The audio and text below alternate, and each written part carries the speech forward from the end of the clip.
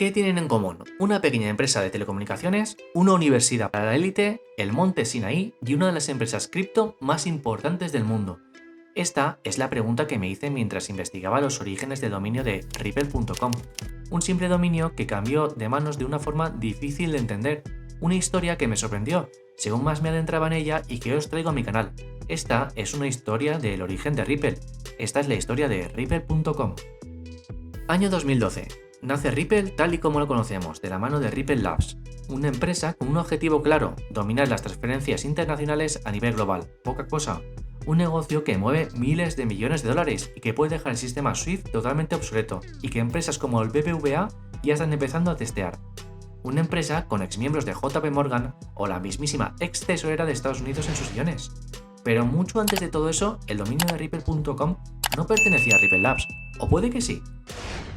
Para entenderlo, primero viajemos al año 1998.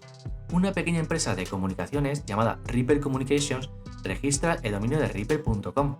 Se dedican principalmente a ofrecer llamadas internacionales y teleconferencias. Era algo así como un pequeño locutorio, pero de los años 90, y que estaba localizado en un pueblo de Nevada llamado Incline Village. Buscando en antiguos registros, di con un par de datos más. Por un lado, lo que era la dirección exacta de esa empresa y que se trataba de una compañía realmente pequeña, pues tenía solamente 4 empleados. Recordad este dato porque será muy relevante más adelante. Hasta aquí nada extraño. Únicamente vi que Ripple Communications era propietaria de varias páginas web, todas con un diseño congelado durante más de 20 años y que servían para pagar teleconferencias por minutos. Un poco raro que alguien siguiese usando sus servicios en plena era de Zoom, Teams o Skype. Tampoco le di muchas más vueltas y me sumergí en WebArchive. Ahí pude ver las versiones más antiguas de Ripple.com, y ahí estuve navegando mes a mes y año a año, hasta que doy con algo curioso en el año 2003. Ese es el año en el que el dominio de Ripple.com pasa a manos de un misterioso proyecto llamado Resilience Project. Parecía que me encontraba dentro de un simple proyecto escolar. Al parecer, la página web de Ripple había sido adquirida por un colegio, una universidad o algo parecido. Pero ¿qué era esto de ResilienceProject.com? Que estaba asociado y formaba parte de Ripple. Investigué un dominio y vi que con el tiempo pasó a manos de un tal Jason Bob. ¿Y quién es este señor? Pues resulta que no era una persona cualquiera, se trataba de un doctor en genómica del Hospital Monte Sinaí, uno de los hospitales más prestigiosos y antiguos de Estados Unidos. Y el Resilience Project tampoco era un proyecto cualquiera, era un impresionante proyecto genético relacionado con el gigante Merck. Y a ver, yo con esto tampoco os quiero decir que haya una gran conspiración que una el Ripple actual con un proyecto genético global. Pero creo que sí que es curioso ver cómo cuando uno investiga los orígenes de Ripple acaba encontrándose con cosas curiosas, como una relación indirecta entre el dominio de Ripple.com y el mismísimo monte Sinaí. Y es que esto solo es un apunte que quería dejar, pero es que esto solo es el principio. Pero antes retrocedamos un poco en el tiempo, a la versión de Ripple.com del año 2003. Ahí vemos que además de The Resilience Project, la web también tiene asociada la web de sierranevada.edu, la Universidad del Estado de Nevada, llamada Sierra Nevada College, o de ahora en adelante la SNC. Y aquí es cuando la cosa acerca del dominio empieza a complicarse. La navaja de Occam nos dice que la explicación más sencilla es a menudo la correcta. Si la SNC había adquirido el dominio de Ripple.com, era porque la empresa que lo tenía anteriormente, Ripple Communications, había dejado caer el dominio, y esta universidad lo había adquirido. O eso era al menos la respuesta más sencilla. Pero imaginad mi sorpresa cuando al buscar la universidad, la SNC, descubrí que se encontraba en Incline Village, el mismo pueblo de 9.000 habitantes en el que se encontraba Ripple Communications. No solo eso, gracias a que anteriormente había encontrado la localización exacta de Ripple Communications, sabía que la distancia entre los dos lugares era literalmente de 4 minutos caminando.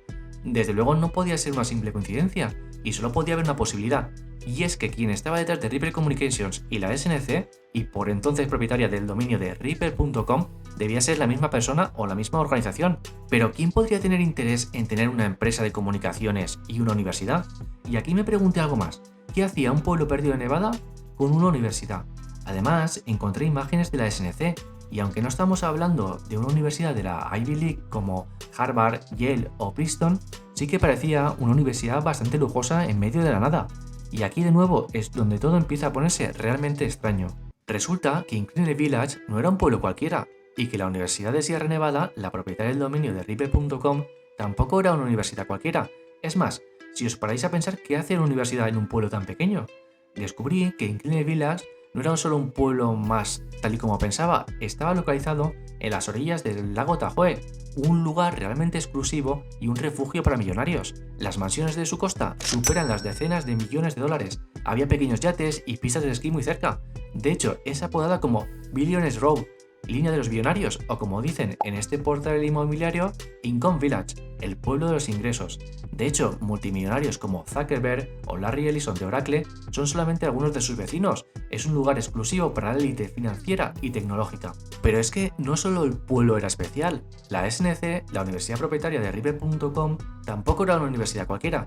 Comenzó financiada con donaciones privadas por dos grandes familias, y no os voy a mentir, aunque he investigado a fondo esta fundación, no he encontrado nada, pero nada de nada. Se trata de una fundación que maneja cada año una decena de millón de dólares, pero que no tiene ni una triste página web. Curioso, ¿verdad? Además, en el 95 la universidad hizo una ampliación de 100 millones de dólares, más de 200 millones ajustados a la inflación actual, con supuestamente el dinero que les llegaba de las matrículas y de donantes anónimos. También construyeron un gran pabellón, y en él se organizaban eventos a los que acudieron invitados realmente exclusivos. Steve Wozniak, el cofundador de Apple, May Musk, la madre de Elon Musk, Isabel Allende, Gerald Ford, expresidente de Estados Unidos, y Steve Forbes, dos veces candidato a la presidencia y cuyo apellido está ligado a la mundialmente conocida revista Forbes, son solamente algunos de los participantes en estos eventos organizados por la SNC. Y yo me preguntaba, ¿por qué una universidad de un pueblo tan diminuto tenía una conexión tan fuerte con la élite? ¿Y cómo encajaba todo esto en Ripple Communications? Decidí profundizar un poco más en Ripple Communications y encontré algo que no esperaba. Según los registros, la empresa tenía solo 4 trabajadores, pero lo sorprendente es que 2 de esos empleados, según sus currículums, eran profesoras. Pero, ¿qué hacían estas profesoras trabajando en un centro de telecomunicaciones? Es más, localicé el LinkedIn de unas de estas trabajadoras y descubrí que además de tener un puesto de directora en Ripple Communications, también fue empleada de la SNC. Esto refuerza aún más la teoría de que estas dos entidades estaban totalmente conectadas. Pero, ¿por qué una universidad con una capacidad económica de más de 200 millones de dólares iba a tener un pequeño despacho de telecomunicaciones? Es algo que todavía no consigo terminar de entender. Pero es que aún hay más. Para poneros un poco en contexto, para los que hayáis llegado hasta aquí y aún no lo sepáis, existe una teoría entre la gente más aficionada a Ripple que dice que siempre estuvo el gobierno detrás de esa empresa. Pues bien, resulta que en el año 2022 la SNC, que ahora sabemos que tenía detrás a los mismos dueños de Ripple Communications, fue adquirida por la Universidad de Nevada, Reno, y desde entonces esta universidad, que fue también propietaria del dominio de Ripple.com, es oficialmente una universidad pública del estado de Nevada. Y ahora, después de todo lo que hemos visto, ¿por qué creéis que una universidad con ese pulmón financiero y que además es propietaria de una empresa de comunicaciones en la que trabajan profesoras vendería el dominio de Ripple.com a Chris Larsen? Si te ha gustado, no olvides suscribirte, y si aún no lo has visto, entra a ver este vídeo sobre Azulbrito y mira al final en el canal de Brodax. Además, si te ha interesado, próximamente subiré un vídeo sobre el fundador de Ripple, Ryan Fugger, en el que hablaremos de su historia y de los orígenes de Ripple. Eso ha sido todo por hoy, muchas gracias por llegar hasta aquí y nos vemos próximamente. Adiós.